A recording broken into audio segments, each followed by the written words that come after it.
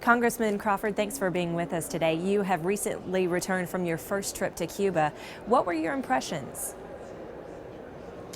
Well, you know what, I got to be honest, I had some preconceived notions about what I might expect in Cuba, and those were quickly dispelled. I found the people to be very friendly, very welcoming and open, and everywhere you look, you see really that this is a culture on the cusp of some pretty major social change, political change, economic and cultural change that I think bodes well for them and certainly for us as we're trying to sort of normalize a relationship with them, starting with agriculture, and that's kind of the gist of my bill, is to be able to move in that direction. But I was very pleasantly surprised and really have to admit I had some wrong impressions about what was taking place there.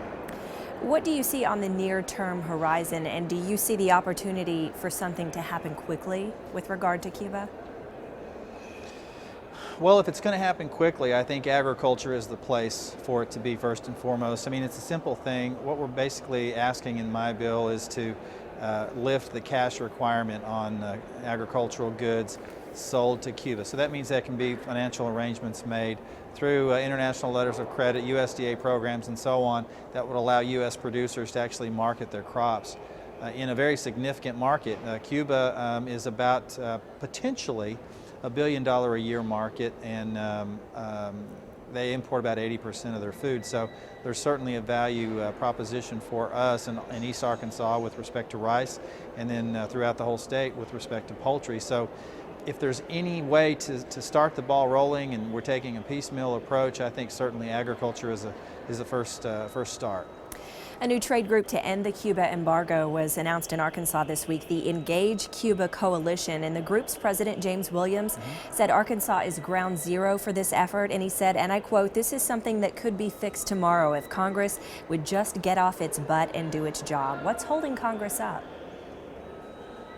Well, you know, I appreciate the sentiment there. It's not as simple as Congress getting off their butt. I mean, a lot of us are off our butts and doing some things to actually make things happen, but we have to understand and respect the sensitivities to this issue in Florida, where you have a large population of Cuban exiles and families that fled Cuba, and so they're very sensitive to this. That said, it's a fairly straightforward proposition, at least from our perspective.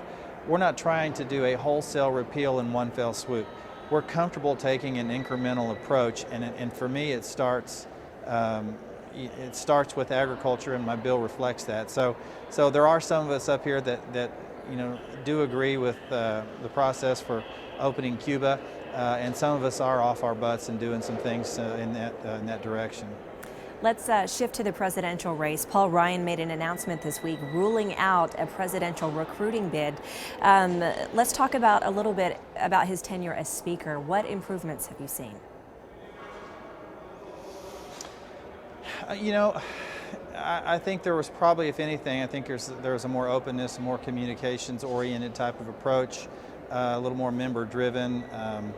And I think there's probably a cleansing of the palate, for lack of a better term. I think there was probably you know, a lot of hostility toward Speaker Boehner.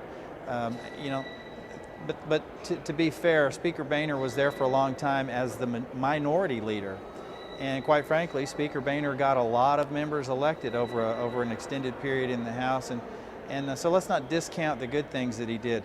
Was he a great speaker? I don't know. History will be the judge of that. But Paul Ryan stepped up at a time when we needed to unify the party and try and coalesce around a set of ideas. We're still in that transitionary period, and so we'll see. You know, how he's judged in you know, the 2020 hindsight. But I think the differences are he tends to be a little more open and a little more forward-thinking in the communications realm. Let's talk about the two candidates who are in the race right now, Trump and Cruz. At this point, who do you think is the best GOP presidential nominee?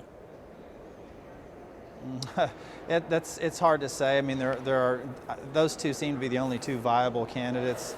So you know, in Arkansas, Trump won, and I think, you know, in terms of our primary and our electorate, the decision was made to support Trump. And whatever happens, I think we have to be sensitive to the message that the American people are sending. So will you support the GOP nominee regardless of who it is? Yes, I will. Okay, moving on now. The Jonesboro Chamber of Commerce is in D.C. this week. One of their big priorities is making Highway 67 an interstate. Do you support this effort, and what is the economic benefit of doing that? Well, I do for a variety of reasons. We just came off of a pretty successful effort on Interstate 555 designation. Jonesboro has taken a leadership role here, but every community on US 67 stands to benefit from this. Quite frankly, I-40 is sort of a congested mess. I mean, 2/3 of the traffic there are big trucks, and generally speaking, they're going east to go north. And if you can relieve some of that pressure through a designated interstate, that's good.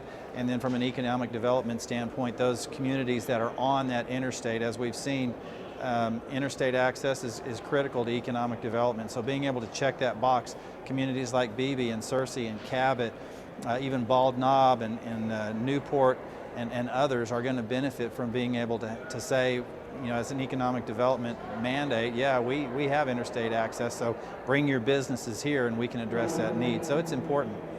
Congressman Crawford, we appreciate your time today. Thank you. Yes, ma'am. Thank you.